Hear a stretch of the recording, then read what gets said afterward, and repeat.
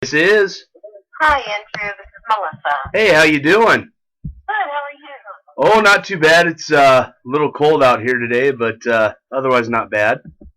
Where do you live exactly? I'm in Lincoln, Nebraska. Oh my gosh. Yeah. It's There? middle of the winter here, and dealing with it. I guess it's actually supposed to be warming up here a little bit, but not too much. So. Oh my goodness. Well, stay bundled. Yes, definitely. That'll come through soon. Oh yes, I hope so. It's one of those things where it's either too cold in the winter or the middle of the summer and way too hot. So Yeah. I wish it could be about 75 year round. I think I could handle that. Yeah. I think a lot of people would pick that one too. Oh, definitely. Yeah, I lived in Memphis, Tennessee, for a couple years, and the coldest it really gets down there is like 25, and that's only for a couple of weeks, and then it's back up to like 50. So it's funny down there too when it gets to like 50 or 55, people are still wearing winter coats, but around here that's t-shirt and shorts weather. So wanted to talk a little bit with you about I guess starting at the beginning. What got you interested in working for WCW? Well, actually, I had known Kimberly Page for probably 2 years prior to the Nitro Girls inception, and I had worked with her for some choreography. And basically, when she had the idea about the group, she had contacted me and let me know about it and asked if it was something that I'd want to be a part of. And I said, yeah. Were you ever into wrestling at all before that? No, that was the interesting thing. I mean, like, I definitely, I had not watched wrestling since the 80s, like Saturday morning wrestling when I was a kid, in the, like the mid 80s. My brother and I every Saturday would watch the Hulk and the Iron Sheik and, all those types of real legendary kind of back when it was first super duper mainstream popular. But after that, I had never watched it. I hadn't kept up with it. I worked out. I live obviously in Atlanta, and a lot of the wrestlers worked out at the gym that I worked out at. So I knew them, but it just wasn't anything that I was following or hoping to get a break into. It just kind of found me. So I was like, okay, let me find out about this whole world of wrestling. Right. Wow. Did you have any idea how big it was actually getting at the time? No, we were and we were also so sheltered in the beginning. Kim was very protective of us, and we were really separated from the wrestlers in the beginning. We did all of our rehearsals in Atlanta. We went out on Mondays, like we'd fly in Sunday night or Monday morning, go right to the arena, stay in our dressing room. We'd go out to practice our dances before the show. You'd see the guys in catering, and then we'd have the show and get back into the van, go back to the hotel and watch the replay, and then get up the next morning and get on the plane and come back. And then the guys would stay on the road, but we'd come back and rehearse. So we were really, kind of sheltered when we went to the first pay-per-view, which is right before we premiered in Orlando. We went to the Daytona pay-per-view, and we were all kind of like, oh my God, what is this? I mean, we just had, we really were clueless. We're like, people everywhere wanting autographs. We had all gone out to the club, and I'll never forget, we were with Macho Man and Kim and Paige, and just a whole bunch, like a whole bunch of people were out that night at this particular club, and there were tons of fans everywhere. And again, so they're just kind of all educating us on, here's kind of how you handle this, and here's what it is. So pretty soon it became like the norm, and then you weren't really fazed by it that way either. But there were a couple of moments that you're just like, what? Yeah. I don't understand. I mean, what was it like to be in WCW at the peak of the Monday Night Wars? It was fun. I mean, again, I think somebody coming from a perspective of not being a fan to that point, Mm-hmm. not really knowing much about it. I was pretty neutral, so I didn't realize. None of us really did. Again, we didn't have the, I don't know, maybe the appreciation Mm-hmm. of what had preceded us that got us to that point that we stepped into. But for us, I mean, it was a tremendous amount of fun. I mean, I've been dancing since I was 2 years old, so for me, I can speak to myself personally. I just had a great time because I was doing something that I always have loved to do, and I'd never been shy of the stage. So getting to perform, to audiences of 16 and 20,000 people, for me was fun. It was just great. It wasn't scary. It wasn't overwhelming. It wasn't ego. It was just pure fun and enjoyment. And the fans were always fantastic. I mean, they took it to a whole other level of just, continuing to make it even more of a great experience. All right. I mean, was there, I guess, were the Nitro girls a more close-knit group than some of the boys in the back, as far as, you always hear about wrestlers trying to, step over each other and trying to keep their spot. And, hello? Okay, there, you're back. All right. Was Yeah, we were, we literally were and still are very much like a family. Again, we were kind of kept separate. Mm-hmm. Guys, we were always together as a group. We all traveled in the same, we always got a minivan and we all traveled together.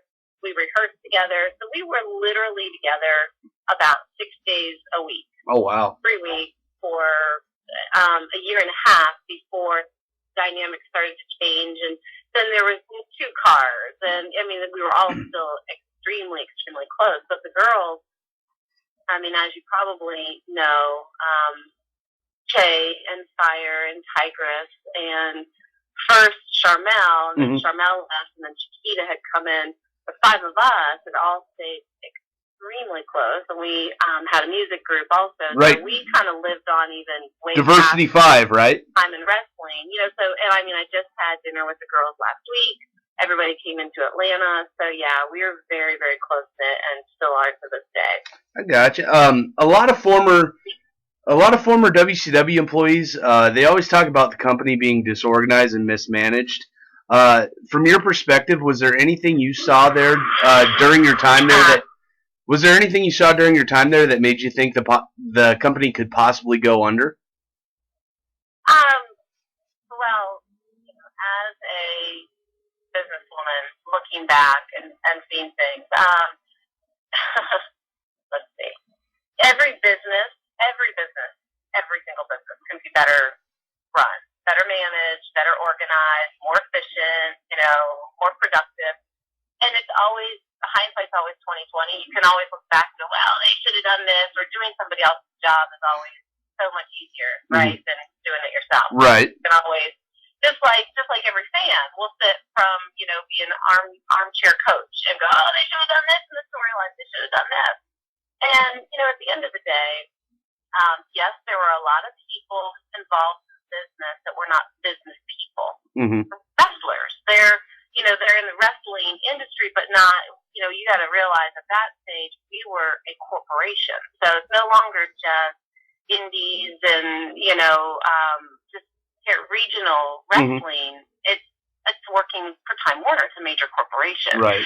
So, there was the corporate side of how things had to be run, and then there was still kind of the good old boy side of how they wanted to get things done. And so that, just those 2 very different approaches definitely created some challenges along the way at different times. But, I mean, we all knew, it was very evident within the last year of the company still being afloat that it was a make it or break it time. And, and I've interviewed on this before, and I've always said, I think, unfortunately, that, the biggest mistake WCW made was bringing in writers that were trying to duplicate the formula of WWE, right. WWF at that time. Right. Because, what made us so great, and still when I go out and I do any autograph signing, what fans always say is, we loved you guys because you weren't the bikini matches because you were, the whole family could watch, and it was still great entertainment, great storyline. It was entertaining. There was something that just was, it just wasn't so raunchy. Mm-hmm. And so many fans, so we just wish they'd bring the Nitro Girls back. I mean, I hear it every single time I go out, every day on Facebook, people post it. And so again, we had set out to do something different, and we were winning at that for a while. And then, when WWF took a stronghold in the ratings, then it became a fear-based approach to how to manage the business. Right. So they were trying to be what they weren't. And they were trying to have all of us do things that, because we were corporate in the way that we were, we could not get the clearance to do the stuff that the writers were trying to do. We just had many more hand ties than WWE at that time because we were a Time Warner company. And so we couldn't do what they were doing. So we not only lost our identity, but we also failed miserably at trying to be a copycat. And, so the business went down the tubes. Right. Do you have maybe a funny backstage story that maybe not a lot of people have heard? Oh, gosh, I don't know. Trying to recall because it's crazy. It was a long time ago, what, 12 years ago now? It was just a couple minutes ago, but it was, 1997 is when we came on the scene, and 2001 is when it all ended. So, I mean, it's been, 12 years. And it's also, I would say it's just those little things. It's not like there was some big debacle or big moment, that really stands out. There was just, we constantly laugh. I mean, everybody, imagine going to work every day with, cartoon characters and superheroes. I mean, everybody, the guys, for the most part, a lot of times their characters lived larger than life behind the scenes as well as on the scenes, and they were, always doing their gimmick, and we were just always laughing, always. The production crew was amazing, and it was just, I know it's not a specific story, but it was, I just can't say enough of how much fun it was. It's a lot of great, different, varied personalities all coming together and just, putting on a show. It was just always funny. It was always fun. It was always a good time. Sure. What have you been up to since WCW?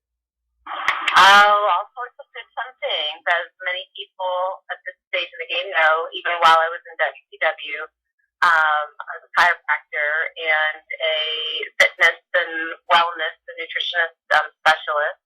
And so after WCW, I had, really made a decision that I just wanted to start my own national consulting company, and really just my whole mission is helping people to be happy, to be healthy, and to live well. So the ways that I can create products and programs to really help people have a better life and live a happier life and smile more often and feel good about their journey, that's what really brings me joy. So, over my years, I've created various workouts and CDs and meditation CDs. I've written a book.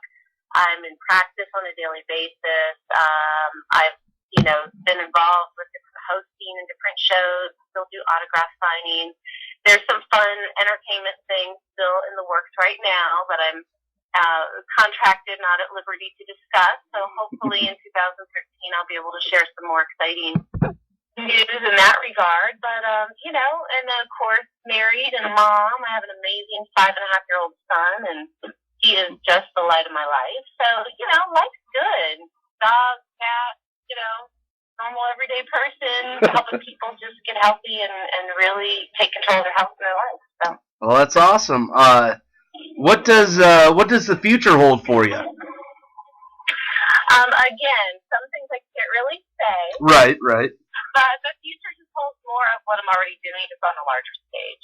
So I know that there will be more television in my future. I know that there will be more radio in my future. I know that I'll be writing more books.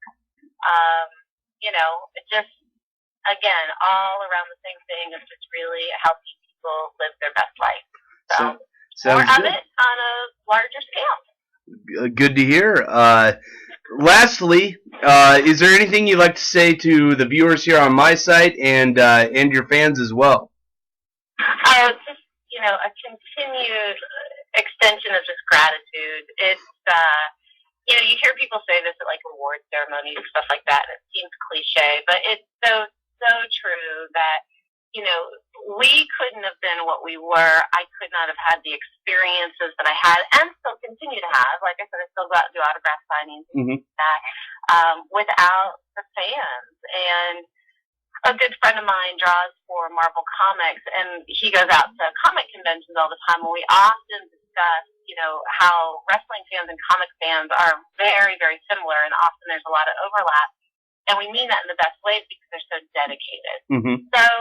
So dedicated. So I just want everybody to know that your dedication is noticed. It is appreciated. I love you guys. I'm very thankful, like I said, for everything that you allowed me to experience and just get to have fun little interviews to talk about those times. So thank you. Sounds good. Well, thank you for giving me some time here today, Melissa. Absolutely. And I will go ahead and get all this posted on the site and let everyone know about it, and I'll go ahead and send you a link. Great. Well, hey, Andrew, best of luck with your site and everything with all of your future endeavors. And who knows? Isn't it crazy? You'll be doing the 80s and the 90s and soon, like the 2000s. Oh yeah, it's I have a feeling it's coming up. There's really only so much ground you can cover in the 80s and 90s as far as stuff my generation grew up with. I've been doing the site for about 4 months now, and I've been pretty privileged to talk to some cool people, and you have definitely been one of them today. Oh, you are awesome. Thank you, my dear. I appreciate you making my drive time more enjoyable this morning. Thank you. Not a problem. And stay warm, and I'll look forward to getting the link from you soon, okay? Sounds good. We'll talk to you soon. All right. Bye, Andrew. Thanks. Bye.